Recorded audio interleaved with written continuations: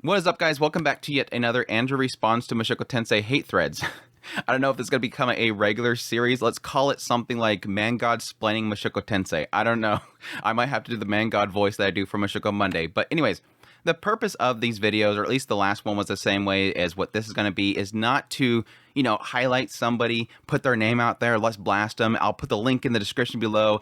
It's more of a purpose of taking what they're talking about and really analyzing it to see sort of their take on the Mushoku Tensei franchise and sort of giving the perspective of somebody like myself who currently is up to volume 21 and just kind of explain things because, yes, it seems like in a lot of cases people just don't understand what the context of what they're actually watching. There might be context that is just kind of missing from the anime franchise, and maybe giving a little bit of a light novel perspective might clear things up.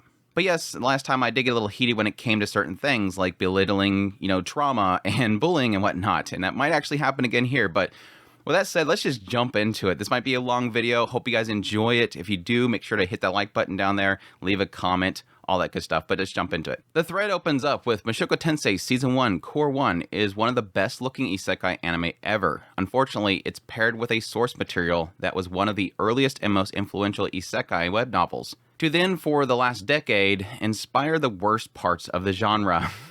Yeah, that's one of the earliest funny things is talk about, unfortunately, it's paired with a source material. Is one of the earlier ones. And so, now, see, this is something that I heard a lot. When they first announced the anime adaptation, I had no clue about Mushoku Tensei. And so there was a lot of people that were saying, hey, Mushoku Tensei is like the grandfather of all anime. Like, it created the isekai genre, and I was immediately going, what are you guys talking about? Isekai's been around for a long time. And a lot of people were saying, no, it inspired certain aspects of the isekai genre. Like certain traits that was in Mushoku Tensei was copied by many other people. And yeah, I always argue that, yeah, I can kind of see that. But the problem is that most of them miss what makes Mushoku Tensei so special. They copy certain aspects from it, but they fail to copy what made it so great. Starting Mushoku Tensei again. Why, poster? Why? For the very simple reason that I honestly just want to be able to keep up with the discourse. Please don't. I am so sick of this. If you do not like a series and you're getting through it and you can't stand it, stop. I hate this argument that you need to be part of the discourse, because you know what? You're just becoming part of the annoying discourse of a fan base. If it doesn't work for you, just stop. It is not psychologically healthy for you to be pushing yourself to watch something just so you can just sit there and be mad at it. It doesn't make any sense. Now, I know some people find enjoyment out of being mad at things, but like if you legitimately want to be part of the discourse, like you want to be part of the discussion, and you're forcing yourself to watch something you don't enjoy, you're just going to be a toxic part of it. Just stop. Just go do something that you enjoy. And based on the skimming of, pulling the text from this whole thing, this person's not enjoying it. Just stop. Go find something good in your life. It's a bit selfish and stupid reason, but we're all allowed to have series or two like that. Sure, I guess you do you. I guess that's fulfilling life, I guess. I forgot how much wild happens in the first 3 episodes of Mushoku Tensei. By the way, he's going through the anime, if you didn't catch that by earlier. It is implied that the original Rudeus, when he was an adult before reincarnation, was watching Bleep when he got evicted. Meaning, by the way, I am bleeping this for, obviously, YouTube's sake. Don't be upset about it. You know what he's talking about. Come on, people. When he got evicted. Meaning he paid for Bleep abuse of Bleep when he could bleep to it.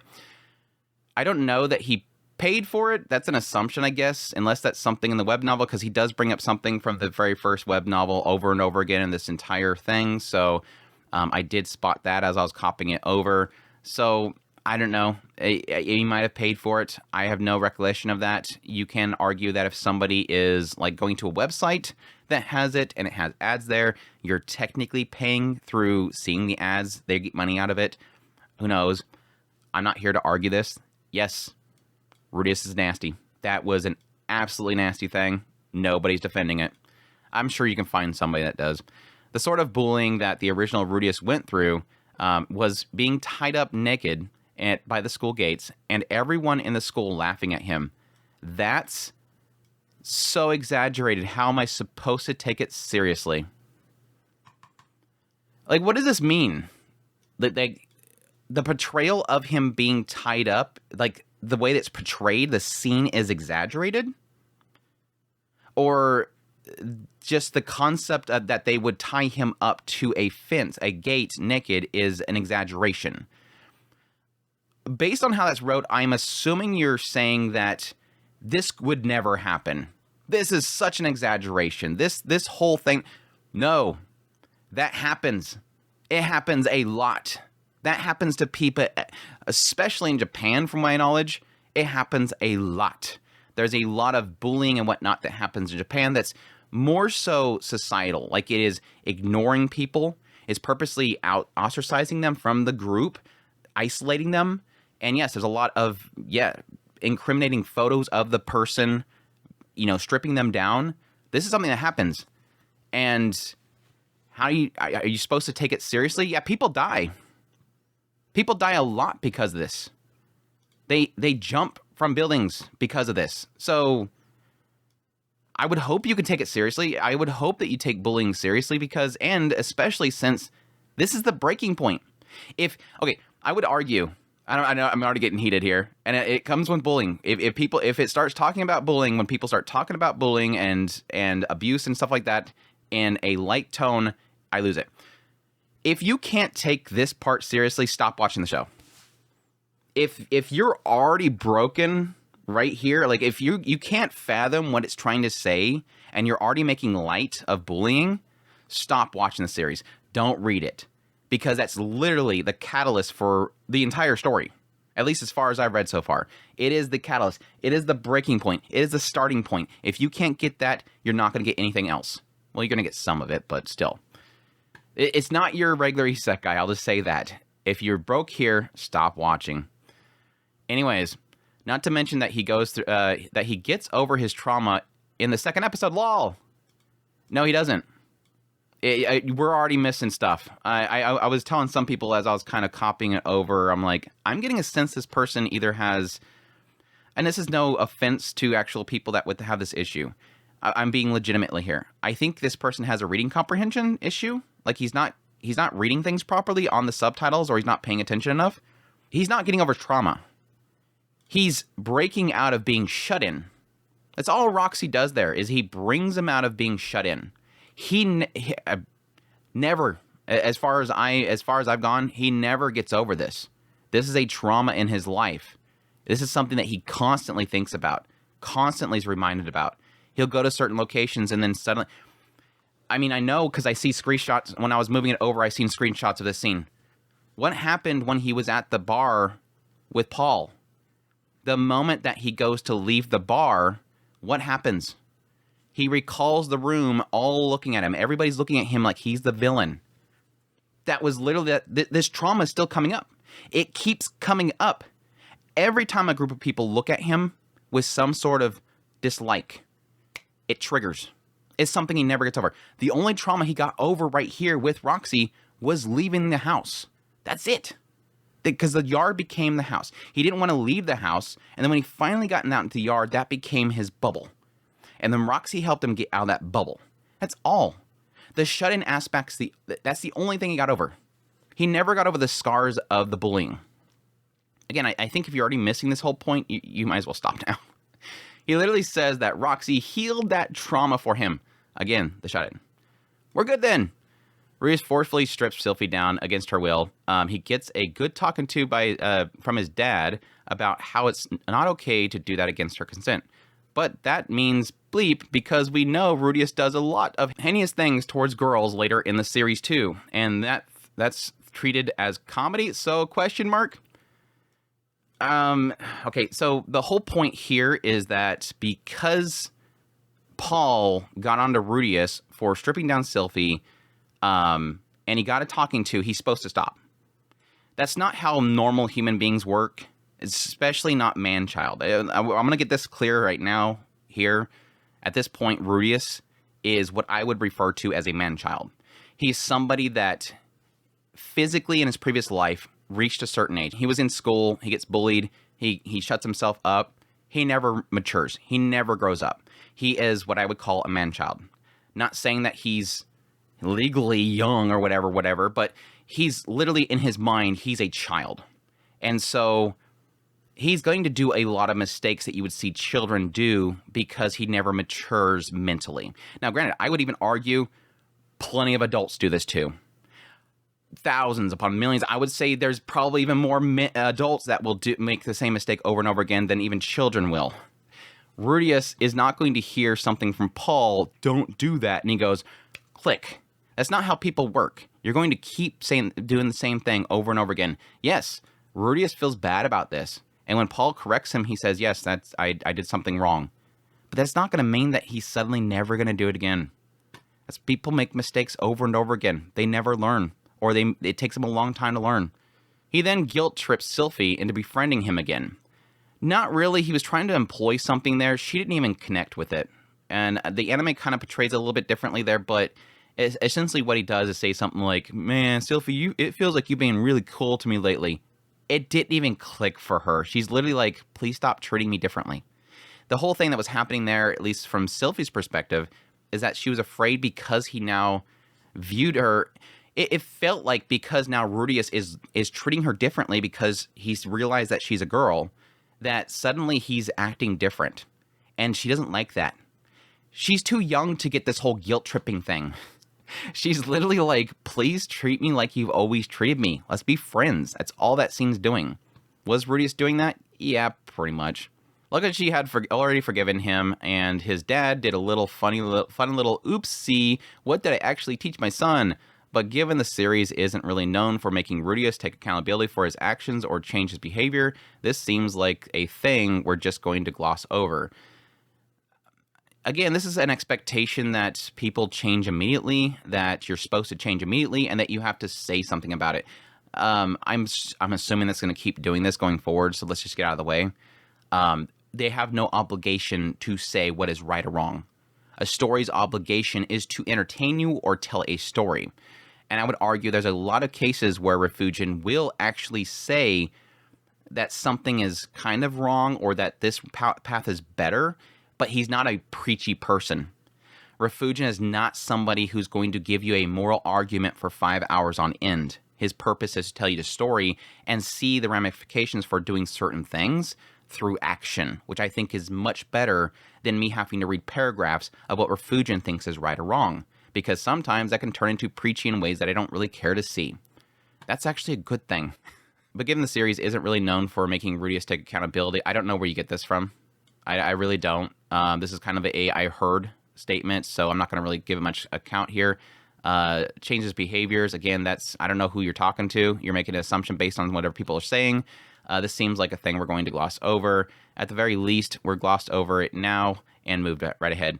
Good. That's the purpose of storytelling. It's not purpose to stop what it's doing and start preaching at you what's right or wrong. If you're expecting that, go read a How to Raise Children book or something like that. Or go read a religious book. That's what those are for. Honestly think, though, that a huge part of the appeal is that Mushoku Tensei feels very confident and authentic. And I mean that sincerely. It has a classic element of an isekai, yet doesn't come off as derivative or recycled. I think that's the appeal. For fans who like the genre, but want something that feels of quality, it's so, I'm 3 episodes in, very stripped down to the basics. It takes its time, and it doesn't feel the need to check all the classic boxes of tropes.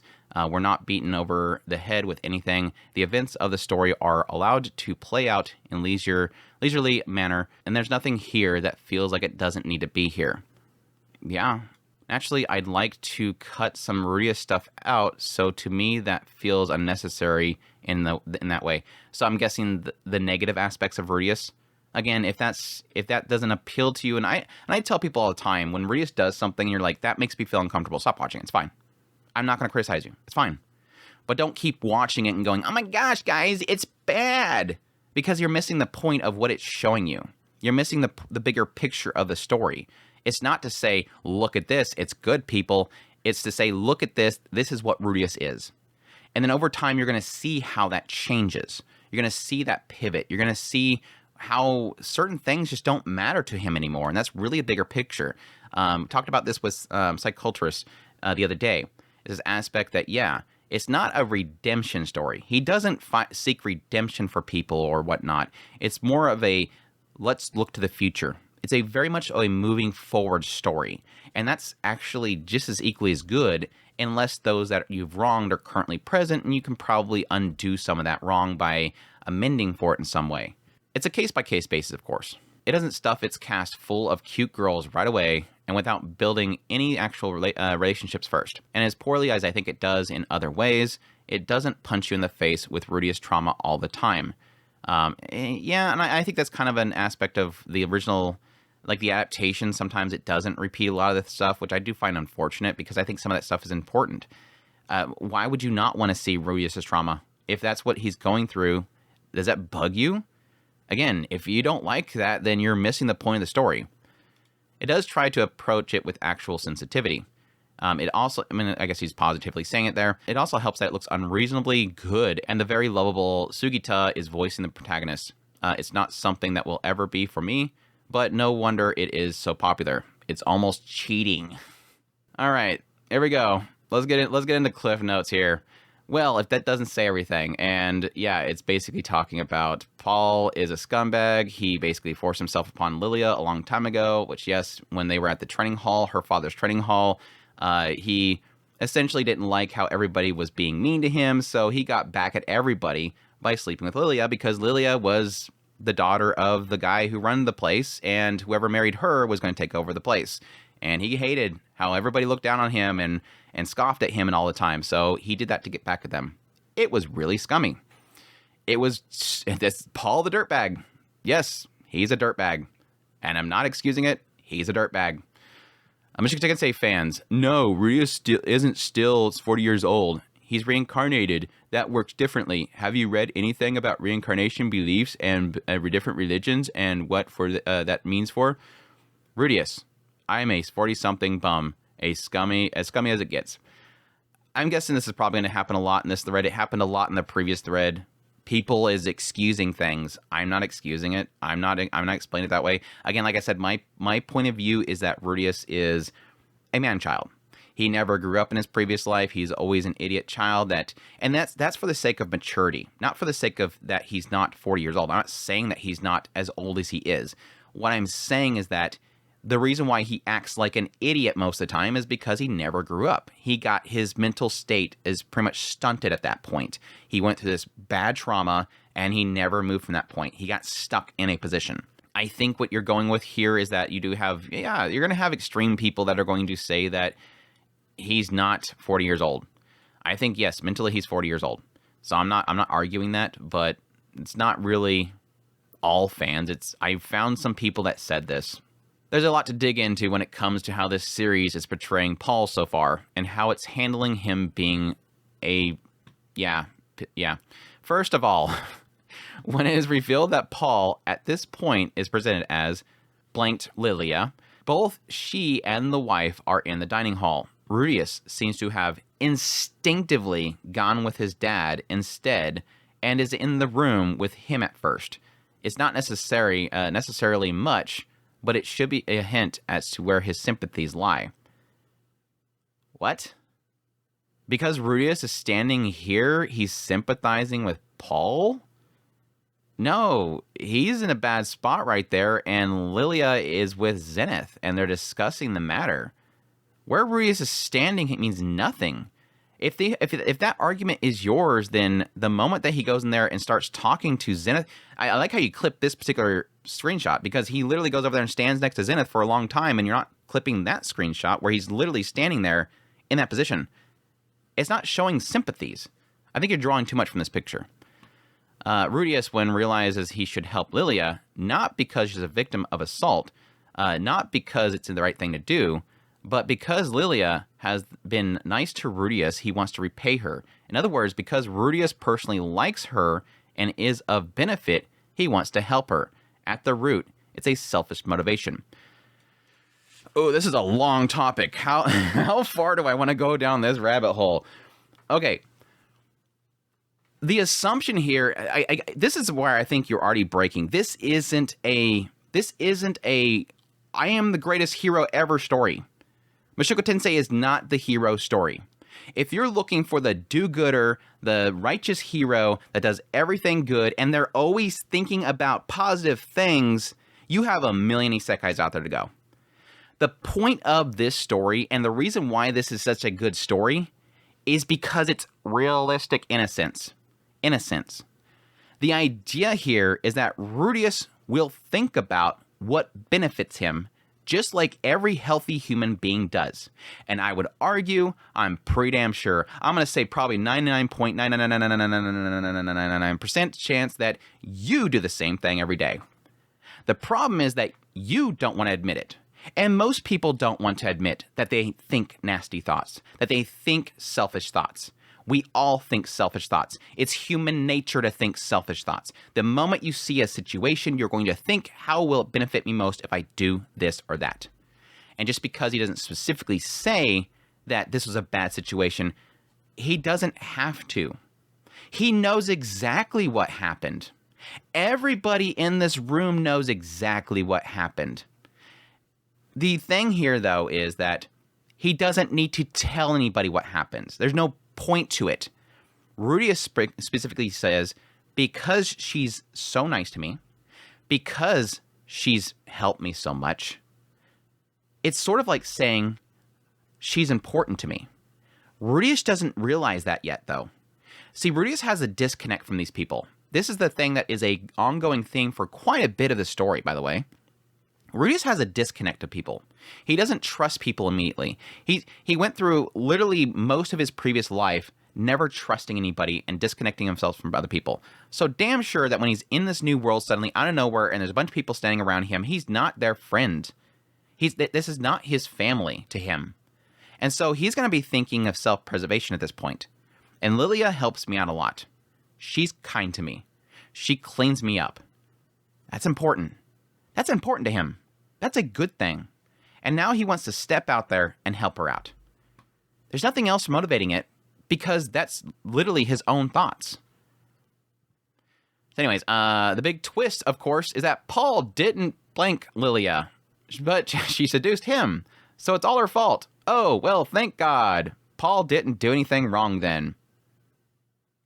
And he posts the pictures of Lilia taking the blame to herself. This is in her inner dialogue, by the way.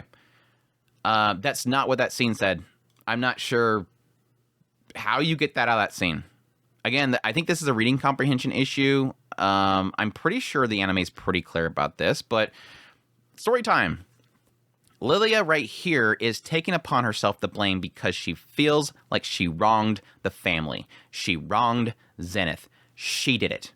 She kept hearing them banging in the other room, going at it all night, and then finally, Zenith's pregnant. They can't go at it all night anymore. And now it's her chance. And she lures him in. Why? Because she remembers back when he forced himself upon her, and she got forced upon again later on by the minister. And she realized that point in a twisted way. This doesn't excuse this. It's in a twisted way. This is trauma. This is a story about trauma and the issues that people go through, and it's very raw about it. She realized he was better. And then here he's hearing it them going at it all the time. And yeah, even so, Paul every now and then would go by and rub her butt. He kept making advancements on her. Again, not saying it's right, just what happened. And now they can't go at it. This is my chance. I can bring in my room. But I don't know. Maybe you're excusing it because of that. That doesn't make what Paul did right. There's nothing in the scene that says because that happened, Paul's okay. No. This is Zenith in her mind taking the blame upon herself because she feels guilty. And again, if you're missing this point, you're missing Lilia's entire story, which is an incredible story, by the way. She basically beats down on herself because of this. And this will lead to her literally raising her child to serve Rudeus to try to make amends for that. She constantly feels guilty about doing this to Zenith, who trusted her, to the family that trusted her, welcomed her into that house, and trusted her raising that child, Rudeus, and she betrayed them all. Lilia feels at fault. That's the whole point of this scene. This recording's already going long. It's going to be a long video. I've seen Mushoku Tensei fans use this as justification. The issue is that even if it's true, in universe, let's say Paul is a complete innocent here. That's not quite how the show portrays him. No, it never does.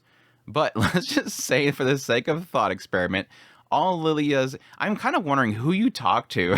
Who do you talk to? Now, granted, I don't really go to Reddits and stuff like that because I don't want to see spoilers. So maybe there is some people out there. But that's like one of those arguments of, I've seen a person say this, so thus fans say this. It's a really dumb argument.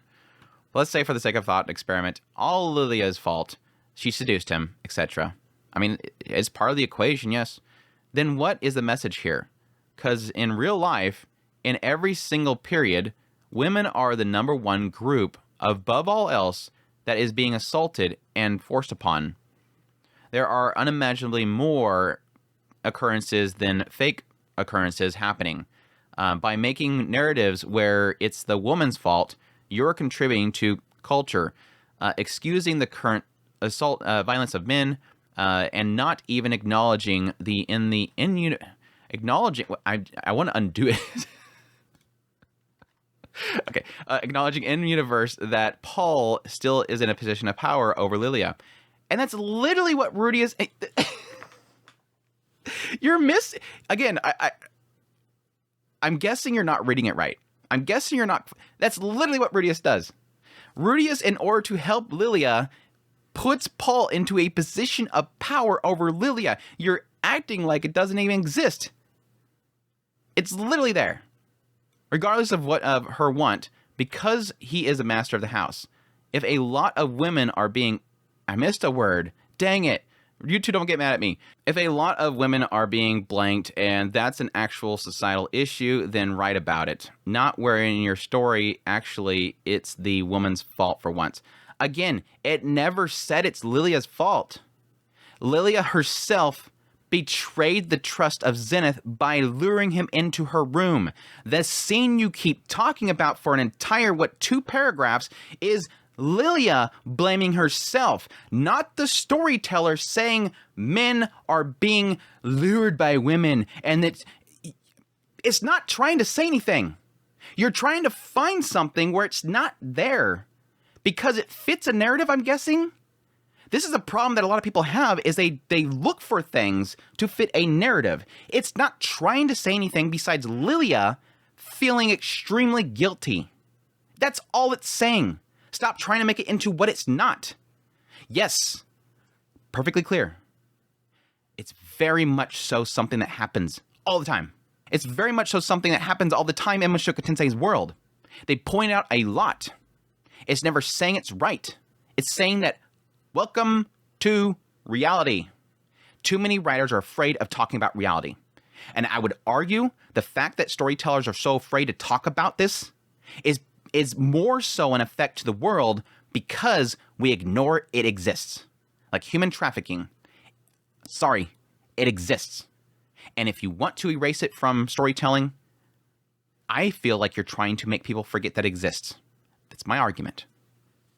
Again, the scene is not saying that. Get over it. Except later on, we find out that Paul has actually Lilia, and I mean properly, her against her consent when they were younger. Rudeus knows of this. Doesn't seem to make much of a deal of it.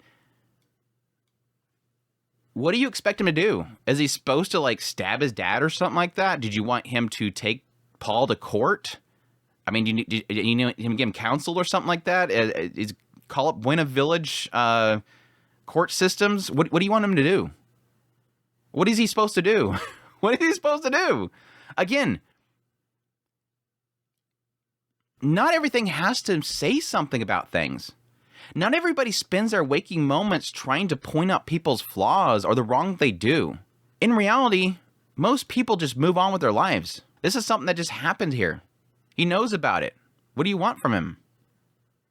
Yes, and I said it before. It's terrible. And again, the anime glossed over it. Paul's a dirtbag. He's disgusting. I'm not excusing it. Rudeus even says just a minute later that Paul might be scum, a vaguely negative turn, not an assaulted, not a just scum, but he speaks his language, and he likes him because he's strong. Where do we start? The word that Rudeus uses here in the Japanese is kuzu. Scum, trash, garbage. This is probably, and this is semantics. This is literally just words. You're saying because the translator in this spot right here put scum in there, that means that Rudeus as a character is downplaying what Paul's doing. Now, I perfectly understand why somebody would do that. I'm not being mad at you, the writer, for saying that scum is very light. I'm just pointing out that sometimes people don't get the meaning of the words as critical as they are. The best way that I can identify to somebody who just watches the anime and sees scum and downplays that, or at least feels that's a downplaying of the whole situation, is that Rudeus calls himself scum. And it's very important to know that Rudeus, especially right here, hates himself. Rudeus, in this current moment, thinks he is the worst person alive. In his previous life, he knew that he was scum. In this life, he knew he was scum. So much, though, that because whenever he gets confronted by the man god, he sees his old self. His scummy old self. He loathes it. He wants to puke. He never wants to see it again. The thought of seeing his reflection in the mirror again makes him want to puke. That's how much he hates his old self. A scum. A kuzu. Trash. Scum or kuzu in Japanese is a very big insult. So while you see SCUM and think, that's not much, to Rudeus, to the character, to the Japanese character who calls himself kuzu, he despises himself. He might as well be in a dumpster truck, being crushed and disposed of somewhere. That is an extremely negative term. It is extremely self-insulting, and him to say that to Paul is to say that Paul is absolute garbage and basically shouldn't exist. It's a very negative connotation. Scum, to you in the English language, isn't a bad word. Kuzu in Japanese is a very negative term. And again, Rudeus is not going to sit here and go, oh, this is Paul. He is this. He's just talking about Paul right now. Chill out. And yes, he does say this. The idea that he is strong. He's scummy. Just like me, he's equating his own nasty self to Paul. Again, very negative. But he's saying that he respects him. Why? Because unlike me, who's the same as him personality-wise, disgusting, dirty, he's strong. Unlike me, who's extremely weak, he's physically strong. He can do things. He's got a better life than I ever had. Despite everything, he is strong. It's okay to see that. It's okay to point that out. So we couldn't even commit to the whole Paul is a complete innocent angle, so he could be still likable. Because now, again, he's innocent. Again, you read that into that because that's what Lilia thought, because she's blaming herself. Because we all know that in the first place, Rudeus liked him anyways and doesn't condemn him for it. Again, this is one of those things of like, I think some people just feel like these characters are supposed to like get on a soapbox somewhere and start protesting in the streets. Again, get a lawyer? Like, what do you want him to do? He's trying to just live a new life, and he doesn't care. As long as he's got 70 meals and he's got a bed to sleep in, what is he going to do? And doesn't condemn it for it. What do you want him to do? And in bed later, a little bit later, he fantasizes about a little Sylphie into becoming his ideal wife. Great going, Rudeus. Yep, I'm not excusing it. That's what he does. Rudeus undoubtedly has a problem where he excuses the violence of men, repeatedly breaches the consent of the girls in his life, and is who can act act on those desires as he assaults around him. For him to grow properly, he would have to realize the actual harm that he is causing the women in his life. Now, how he is taking advantage of them and manipulating them, how he is contributing to culture. Wow, there's so much to dig into right here. Hold on. He has a problem with excusing the violence of men. I don't know. He's not really. When has he done that? I mean, he doesn't address it, but again, I don't think he really has to. He's never excused it. Not that I recall. Repeatedly breaches the consent of girls in his life. Yeah, I'm not going to excuse that. And is who can act on his own desires as he assaults. Yeah, not going to deny that. He's disgusting. Got that point. For him to grow properly, he has to realize the actual harm that he's causing on the women in his life. I mean, yeah. I mean, you have I don't really see many people arguing against that. I mean, when you feel that he is not doing right things to characters, there is the hope there that he will realize what he's doing is wrong. Again, I'm going to argue that I don't feel like the writer has to make him do that, because I have the argument that the writer tells a story they tell.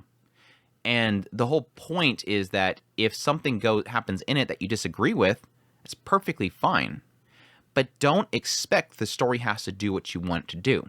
That's where the fault is. That's where the fault I think this viewer is having with the story, is that it's not doing what I want it to do. And I would say in that regard, that either stop reading it or watching it, or don't expect it, because that's what stories do. The whole purpose of a story is to tell a story, not to appease what you want it to do, because that's a very boring story. How he is taking advantage of them and manipulating them, how he is contributing to culture. Again, how is he contributing to that? Other than him, grabbing like Edis or something like that, which you haven't even gotten to yet, so I'm not sure why you're talking about that here. I guess some unpleasant thoughts about Sylvie at this point. I don't know. I'm not sure what the contribution. I guess technically him getting very handsy of Lilia or something like that. Again, I'm not excusing it, but I'm not sure like the culture it's contributing to. What? How? Unless you're talking about the writing, I guess. And start putting the women in his life first and not assault him. Okay, now you're talking about Rudeus. Again, I don't understand what you want him to do and what he's doing. Like, is Rudeus putting up a banner outside of their house in Buena Village saying is bad or is good or something like that? What is he doing? Do we think that's the arc that he's going to go throughout the story? Let's find out. Okay. Either way, Paul is and the show for expecting me to sympathize with him and find him likable as a narrative, nor any character refuses to outright condemn him for his actions, punish him in any way, or in any way make it up to the women in his life by taking accountability. Nothing. Paul. So because, okay, again, yes, it's wrong. Yes, Paul, what he did to Lilia was extremely wrong. And yes, he's a dirtbag. He's scum, like I said earlier. Kuzu, he's terrible. Nobody that I know that's logically thinking about this show thinks that's a good thing. Yes, him going in there into that bedroom with Lilia is wrong. What do you want them to do about that? You as a reader or viewer, do you want it to do what you want it to do? Then go write your own story. The point here is Zenith, in seeing Rudeus walk up to her and say that, which she did technically see through his lies. In the novel series, it does have a brief moment where Zenith goes, I know that Rudeus lied to me. I know exactly what happened. She's not oblivious to this. Zenith is a woman with a brain, by the way. And guess what? That woman with a brain has made a moral choice of her own about what she wants to do with Paul and Lilia. And you have, if they were real characters, you have no right to say what Zenith can do with her own damn family. If she has chosen to keep her family together, that's her choice. It's just that Rudeus, who's the perspective of the story, doesn't see the talk that Zenith has with Paul later on, which, if you noticed, very quickly the dynamic of the family structure changes. Suddenly, out of nowhere, Paul is almost whipped by Zenith and, in part, by Lilia. The whole scene at the table where Rudeus is asking about money to go to the university with Sylphie, you notice that Zenith and Lilia are kicking him. Tell him to shut up. Later on, when he comes up there and you have Lilia and Zenith is standing there with the babies, and he's like, I wish I was part of all this kind of stuff too. He's not getting it. He's not getting the bed in a lot of cases. It's because Paul has been knocked down quite a few pegs. Because why? Zenith chose that. She chose to keep the family together. She was afraid. She did not want to break up that family, and she loved Lilia. So she kept Lilia there and put Paul on a leash, basically. And that was her choice. And yes, she gave Paul a talking to. She made that decision. She corrected Paul. It's just Rudeus doesn't see it because it was a private conversation between the two of them. And you have no right to choose how they live their life going forward. In that world, that was her decision. And they accepted it. And, by the way, against her own beliefs. The Millis faith does not like people having more than one marriage. And it's the only faith in the world that is one man, one woman. And she chose that anyways. It's her decision. It's her life. Anyways. And yes, I agree. He's a scumbag. I might have to make this two-parter. I do ultimately see elements of Mushoku Tensei that want to be more than generic mix of a mash of isekai cliches, and the confident way the series goes about its narrative gives it an appeal above most of the genre. But in the end, the tropes and cliches are still the point with series like these, okay? They don't exist to help the story. They are what the author then has to write a story around, okay? I disagree. The rotating archetype woman inherent in these harems is as misogynistic, demeaning, and objectifying as ever. Frankly, I just got to episode 5, and I think how the narrative used Edis is more demeaning and ugly than anything with Roxy and Sylphie, honestly. But I signed up for this when knowing I wouldn't like it, so complaints are inevitable. I know that. Is as misogynistic, demeaning, and objective... Okay. You used cool words. Good. I guess congratulations on this last paragraph. I don't know what you're... okay, sure. Throw cool words in and you can't argue it, right? Oh, yes, I remember this being where I dropped the show the first time, but with diligence, she could become an E. What the F? Okay. I seen one of these pictures later on, by the way, so spoilers ahead, or spoilers for later on. What is this? I'm just saying. WTF. He did this. What the F? And you show a picture of it. Again, he did this again later on, but I would kind of point out that this is supposed to be unspeakable, but you're showing a picture of it. Isn't this equally as bad that you're showing it, that you're saying this? And again, I'm just pointing it out. Again, this is bad. Does anybody, is this a shock to anybody? I hope not. This is bad. For a real human being, like if Rudeus was a real human being, and if Edis was a real human being, and this wasn't a fictitious story, this is bad. Nobody should be shocked by this. This is bad. Are we clear? I guess. Seriously have to wonder at this point how fans justify this. You read a few... You're going to find people that will justify anything. Congratulations. I guess by saying it's a typical harem humor, question mark, feel like the distinction... Well, okay. There's people that will justify it as it's being okay. You're going to find, again, anybody that will justify anything. People justifying it as a fictitious story, you're going to find plenty of people that do that. It's just an anime. It's just a story. People that will justify it that it was real, that's harder to find. There's different categories, I feel, here. Some people are going to justify anything. Some people are going to realize it's just fake. Some people are going to try to justify it in other ways. I feel like the distinction here is that most harem protagonists accidentally their love interest. It's not a 40-year-old in a child's body when intentionally little girls, and he'll eventually end up with them romantically. That's sort of a thing that happens literally with every isekai. Honestly, pretty much every isekai starts out with, in most cases, a person in their teenage years typically, and then they die or they get isekai to another world. In a lot of cases, they will be their same age in the other world, but a lot of cases they're actually reborn. And by the time they reach that other age, they're, mentally in the 30s. It happens actually a lot. And yeah, it is sort of a gray area that a lot of storytellers use. I sort of wish they wouldn't, just for the sake of the fact that I just want them to just have a fantasy story. In a lot of cases, I just want a fantasy story. Because in a lot of cases, isekais don't really... them being from another world doesn't really mount to anything. Except for, I know the concept of a car, and I can create a car in another world. It's just like a tool to just have the excuse to be able to create niceties in another world.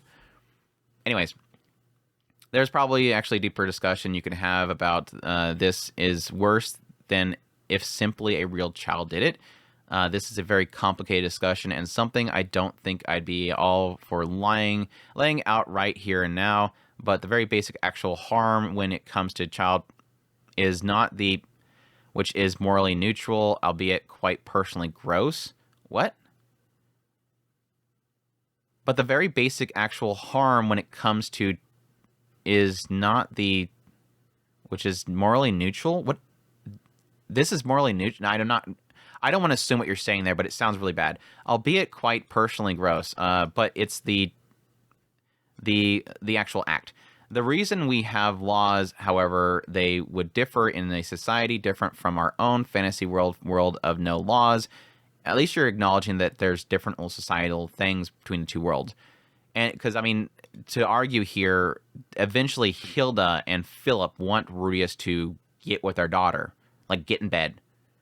And they're very young. It's just they don't want to lose Rudeus, and it's kind of okay there. Not to say it's right. And it's actually a very unfortunate story bit that's actually really powerful in the 6th volume of the novel series that the anime didn't cover. And if what we have right now is actually the best equipped to protect children, whatever, I guess in the laws, the purpose at least is to prevent the potential harm of the children by preventing unequal power relationships where this is most likely to occur from even happening in the first place. I'm guessing you're talking about the power difference between Rudeus and Edis in the state of their positions, like he's her teacher. Rudeus, as he is now, is not in a power relationship over Edis in the way that he would have been in his original incarnation. If I had to come up with an argument for Mushoku Tensei fans, this is my opinion, the stronger one. Stop this. Like in the future, just stop this. Like this whole idea of I need to make an argument against Mushoku Tensei fans. Everybody thinks about all these topics in different ways. I think your problem is that you have this mentality of me versus them. There's a lot of Mushoku Tensei fans that don't like Rudeus doing that to Edis. There's a lot of people that aren't saying that it's funny or whatever. You just seen a bunch of posts and you're like, this is the Mushoku Tensei fans. Stop. Mushoku Tensei, why it's so good is because it invokes thought. And surprise, I know social media does this to people. People have lots of different thoughts about things. The algorithm or what you're looking at might just push a certain narrative at you. Stop. It's a very dangerous road to go down for any medium. This is, in my opinion, the stronger one. When I look at Reddit or Twitter, their arguments are usually that Rudeus doesn't really count. Even you're noticing that. Usually. No, it's the posts you've seen. Again, you're already making that argument. The argument are usually that Rudeus doesn't really count as an adult since he stopped maturing mentally at 13 or whatever. But that's a stupid argument. How dare you think differently than me? Again, it invokes thought. Let me make the argument for that. Like I said, my argument is the man-child argument. Not that he is allowed a pass because he's a man-child, but that is more of an insult to his character, or at least his personality, or his stunted growth, basically. His psychological growth. But I would make an argument for this as a thought experiment. Because it's a fictional story and nobody's actually being harmed, it creates a thought experiment that can somebody actually mentally be the same in their reincarnation. It's a thought experiment. And I like that a lot of stories do this. It's a thought experiment of the moral ambiguities about certain things, the moral gray area that it creates, stuff like that. I find that stuff fascinating, to create the discussion and the moral arguments that would create. It's a good thing to argue about that. It's a good thing to question that, because it makes you think. It's a stupid argument. If you want to counter the thing, the best possible argument is that you can find whatever you want gross, but that is not enough to moralize it. And Refugia never moralizes it. He never makes it a positive thing. I'm guessing you're talking about people responding. And that here, Rudeus does not have any hierarchical advantages of power dynamic that would normally come with an adult. Therefore, in terms of it's practically irrelevant. I wouldn't argue that. The actual issue for me is that he still assaults the girl around him. I do think that the downside of him being an adult in mind is because it implies that if he could have, this is what he would have done if he were an adult. I mean, I can follow that mindset. That it literally is what he's thinking, and that's why. And I like it with the anime. They keep with his older dialogue voice. It wants you to know that it's his adult mind thinking that. It's supposed to be unsettling, in my opinion. It's a confirmation that he would have done this if he found himself in an equal opportunity. Even in social and institutional power, a real adult has. That's probably a slight advantage, too, in that he's intelligent and can the girls, but he's not doing that despite what he might say. But my real issue is that more so twofolded. I mean, you're making this isn't okay. This paragraph's okay. Regardless of his actual age, peaking are wrong. Yep. There's no way around this in any potential imaginary world or his circumstances. I'm agreeing with you, but I don't think writers should not address it, or at least I don't think writers are not allowed to do it. Again, I'm all for freedom of speech. I'm freedom of artistic expression. I'm across the board. I'm the type that all freedoms, everything in written, drawn form should be allowed. And yes, I think that you're equally allowed to not like things. But I think there's a dangerous road. In my opinion, there's a dangerous road to go down to when you start saying this isn't allowed, because once the doors open, it can never be closed. And I don't like that. You're going against someone's consent, and that's wrong. What he is doing is, little girls, regardless of his mental age, and the narrative actually doesn't actually criticize him for this, not meaningfully. Again, this goes back to what I said earlier. He doesn't have to. Refugian as a writer does not have to. And I argue that if it goes out of its way he gets his Cummins, it feels disingenuous. Like it just feels like it's trying to be preachy at that point. And yes, at some point he does get some comeuppance. Rudeus does at times get his comeuppance. No, I'm not going to argue like some people do where, he gets kicked by Edis. There's effects that he does cause here and there. It doesn't directly tell him you did something bad. In a lot of cases, it's more that it affects the character and they have to deal with it. That's just like the whole situation with Lilia. Paul did something terrible. He got no comeuppance for it. He did that to Lilia back at the training hall and he got away with it. Again, it's real life. That happens. And people have to deal with that kind of stuff. And guess what? Refugian's going to get into a storytelling about what that sort of happened, what effect that has on Lilia herself as her life progresses. It doesn't have to have characters always be punished for things, because then it wouldn't be reality. And then it would just be a story about everybody getting their justice. Getting comedically beat up and then ignoring until he does into another scene later is not meaningful criticism. It doesn't have to. It doesn't have to. Welcome to real life. It doesn't have to. The confirmation that he has these desires and that he acts upon them as soon as he finds himself in a situation that lends itself to them, He's in a situation with kids compared to his loner former life, and with an adult woman, he is a kid himself, which can excuse his actions. Implies that if he could find himself in a good enough situation in his former life, that children that wasn't any risk to him, he would have. I missed one. I thought I did a find.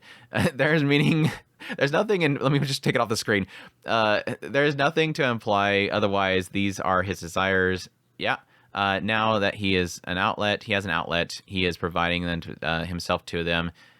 All evidence indicates that they would have been done so in his original incarnation if he could, probably. Regardless of the attraction that he cannot control, that is the actual issue, and very much so something that he can control and chooses right now not to. Yeah. And he's wrong for it. His being a right now does not matter practically, but does make it very difficult to sympathize with him or like him. Yep. That is the point. Even Refugin himself, when the adaptation was coming for the anime adaptation, they talked about how difficult it would be to adapt the book into an anime. And even in Japan, they were like, this is going to be very difficult because it deals with a very nasty person. And Refugin himself was talking about, yes, this is a person who is the worst. Refugin even said himself, he is the worst. But the idea is that he's a guy that's trying to change. And it's not going to be like a light switch. And that's why I think a lot of people have difficulties with season 1, is that he is not changing the moment he get reincarnated. He's still nasty. And the point is that he is moving forward. And you're seeing, yes, in some cases, he finds himself with his face in the mud. In a lot of cases, he gets away with it. But it doesn't change the fact that he's scum that over time is sort of changing because, why? Not because he gets his comeuppance. Not because justice was served upon him. Because it's not going to happen a lot. Because again, this is reality, I'm sorry. A lot of people get away with things. And yes, thoughts that people have are in a lot of cases things they never act on or are extremely nasty. And that's what kind of makes the story feel very realistic in my eyes. It's because it's nasty and it's not filtered, just like people are. But eventually, rather than justice being laid upon him, he just finds purpose. And that doing good things in some cases is a positive thing. Almost like he has to have positive reinforcement in some cases. Bottom line, at heart, he is a user and would act on given benefit situation as he's proving his case right now. Rudeus, no. Rudeus, don't touch. And again, you're showing the picture. Rudeus, just pointing that out. I don't have a problem with it, but I'm just pointing out to you that you are technically being hypocritical. Rudeus does not, don't touch it at all. You're an actual adult in mind, reality. Remember, don't do it.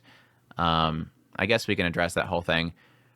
And this goes to the point earlier, to the idea that ramifications never happen. If you do read Volume 6 with Edis's perspective this entire time, it tells her entire story from a little bit before Rudeus even met her, to this whole scene right here, beyond then, all the way to the point where she parts way with him. And you can see how uncomfortable she is. There is an uncomfortableness there that obviously Refugin's going for, that she's not sure about the situation. She doesn't like the situation. Again, it's not Refugin preaching, he's kind of showing it instead. Showing those actions and what it causes. This is cute. Why can't we have a series like this? We go on adventures. The moment I seen this one, I'm like, there's a million isekai out there that just do this kind of crap. Go watch those ones. Like, if this is all you want in your isekai story is them being goofy at the guild, which I like the scene, it's fun. If this is all you want right here, there's a million shows out there. And I do want to point out at this point, as we've gotten this far, and this is pretty much like the first positive post I've seen in this entire list, I really wonder where your priorities are. Like, and I find people do this a lot. You can obviously tell what direction the mindset somebody's going to when they are basically blogging their adventure through a story. That this is the first, I think, the first positive post that you've actually made this entire time. You're looking for bad. You're looking for negative. You don't want to see positive. Where's the post about Rudeus saving Sylphie from bullies? That's a very positive thing. Somebody who was bullied in his previous life, stepping forward and seeing bullies attacking somebody else, terrified, seeing a situation of bullies, and he still steps forward and helps her. Where's that? Where's that post? That was a pretty cool moment. You don't want to see the positives. You don't want to see the positive moments. Where's the aspect that technically Sylphie, who was being, attacked because she was different, he chose not to see racism. He chose not to accuse her like everybody else did. Where's those positive posts here? Where's that stuff? Where's the good moments? Oh, you don't like the good moments. You just want to talk about the bad moments. This down here, what you were saying earlier about everything being sort of generic. The first time you want to post something positive is a generic isekai moment. I think what you want is what you don't think you want. You say you don't like tropes. Just go watch the trope isekai shows. One last little fun moment, Rudeus being creep that was absent for like 2 whole or otherwise good episodes. Great. Again, this is similar to earlier. So the idea here is that we're supposed to be offended because Rudeus is creeping on Edis. And then you post the picture on your account? Am I the only one that sees this kind of hypocritical? Are we supposed to be, going, this story is horrible because Rudeus is doing this and it's so creepy. Hey guys, check out this cute picture that I screenshotted of Edis. Do you realize how... I mean, I get the argument, but you're posting it. You're posting it. You don't see that hypocritical? Maybe? How dare Rudeus? But by the way, look at this picture, guys. Anyways, completed the first core. I might actually do 2 videos. This will be the first core part of it. Maybe the best looking isekai ever. Certainly one of the best looking fantasy anime ever. Is gorgeous. Unfortunately, is paired with source material that is one of the earliest and most influential isekai web novels to the for the last decade, inspiring most the worst of the genre in every exceeding isekai. Please, if you watch this, again, I'm not posting who's doing this, and I want people to contact them. If you see this video, individual, please at me with what this is. One of the earliest and most influential isekai web novels for the last decade, inspired the worst parts of the genre in every succeeding isekai. What worst parts did it inspire? I would love a list, because I don't know what you're talking about. Rudeus, our protagonist, is an active harasser and attempted, and in his former life watched, all confirmed that he is actually a 4-year-old stereotype and kids and his family. I'm thinking he's talking about the, I guess apparently in the web novel, it does get a little more details about exactly what Rudeus is watching when he gets kicked out. I have not read it. It's the worst kept secret from the web novel readers. Every time I talk about that scene, everybody goes, actually, he was watching. But yeah, he's into this stuff. He touches Edis and whatnot, all confirming that he's actually yeah, he's a nasty person. I'm glad you've seen that part. Again, nobody is, even though you see posts, nobody technically does believe that that's not true. Unfortunately, that's a huge issue when it comes to morals of this show, as it bends and twists the world around him to give him a harem of girls the show can fetishize, while Rudeus makes unconnected character growth in some other aspects in his personality, so fans conflate that with him getting better, despite the horrible and things he keeps doing, and he keeps never being addressed. Again, all they can hear when I'm reading this right here is, you have to say something. Writer, you have to say something. Anime studio, you have to say something about this. It's like the whole thing, like you're standing in front of the TV going, say something. You have to have a disclaimer at the top that says, so you know this is wrong. Anybody that has a semblance of moral standards is going to know it's wrong. But the problem that I think you want is you want immediate action. And good storytellers They don't quickly reveal their cards. They don't have to say you have to change things now.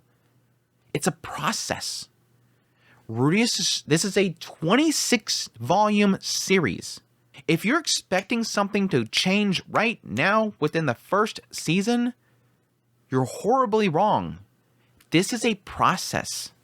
And yes, like I said earlier, in a lot of cases, he doesn't get comeuppance for this stuff. He doesn't get reprimanded for his bad decisions. The point is that it's a story and it's a progress forward.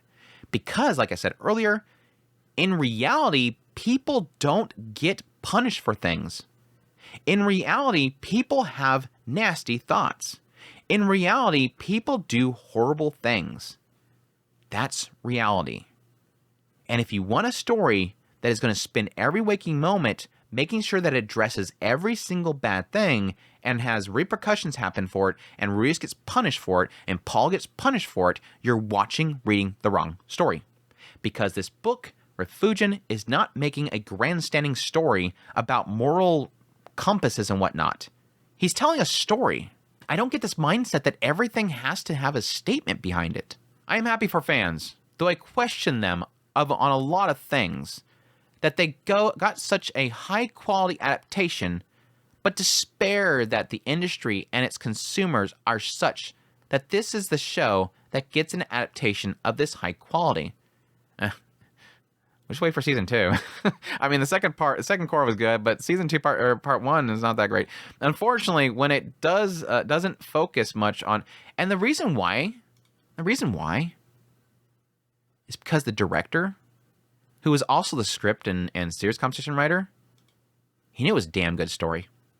And that's because the producers, they know it's a damn good story. You're the only one that doesn't get that it's a good damn story. Because you don't want to see the good. You want to see, oh my gosh, he did that. Oh my God, all this stuff. But don't want to acknowledge anything that was actually positive in this story that you've gotten through so far. Forgiveness of Lilia and Paul. Keeping the family together. Not becoming yet another divorce case. Splitting up in a family into separate fragments. Not sending Lilia to die as she travels in the snow. She would have died. Her child would have died. I mean, again, helping Sylphie, not being against Sylphie's green hair, despite the fact that everybody else in the town, or at least the kids, don't like it. They could see it as being a Superb. He accepts it. There's a lot of positivity that you just kind of want to just gloss over. Him helping Rajerd. He wanted to help Rajerd. Rajerd was, again, extreme amount of fear that people have of Rajerd. They hate him. They want to hunt him down. Rudeus here is trying to change people's perspectives of Superbs. That is a massively positive statement there. The Superb race, who is a massive case of discrimination, this preconceived notion that everybody has of the Superb race, Rudeus is trying to help him with that. Don't want to post about that, though. You don't want to see the positive. That's the problem. You don't want to see it. Unfortunately, when it doesn't focus much on Rudeus' awfulness, like the last 2 episodes, it's a rather decent fantasy series. So I suppose more of that is what I'm hoping for going forward. No, you just want a generic Isekai. Just stop watching. It's fine. Like I said, you just want nothing but positive messages. You want a very sanitized story. There's plenty out there. Go watch them. It's fine. It's fine. Go watch, I don't know, Spirit Chronicles or something. I don't know. Some generic isekai. The Spirit Chronicles got some oddities in it that are interesting, but you know what I'm saying. In other words, my smartphone. Go watch that. Then you don't have to think. Then you can watch a series where you don't have to actually think. A series that won't challenge you. By the way, right now is a good thing. You're being challenged. And that's a good thing. You're being challenged by the writer to think about this stuff. You're being challenged by the writer to wonder if this is good. That's a good thing. The problem is that you're seeing that that's a bad thing. But generally, I don't think it's wise for a show to have its protagonist be a 40-year-old who watches and continues to assault in this world and give him a harem of, while leaving everything else unaddressed. That seems like a huge moral blind spot to me. please never get into any sort of politics, because what you're saying right here is that I don't want stories to tell what I don't like. It's a bad road to go down, by the way. The idea that this should not exist is horrible. And you will know, and you might not know this person that wrote this. When I was covering the series that I have been doing for quite a while now, through 21 volumes of it, which is essentially probably, I don't know, we're probably in the, for anime adaptation wise, I'm probably in the fourth season, I guess. Yeah, fourth season of content. I can't tell you how many people have come forward and said, this series saved my life. This series, what this part in this, or it's just specifically this part of the story is exactly what I need to hear at this point in my life. Because I was going through something similar to that, and because I read what happened there, it got me through it. This story should exist. And the main argument that I make all the time is that it should exist because it's so provocative. Because it has all these stains. Because it's nasty. Because why?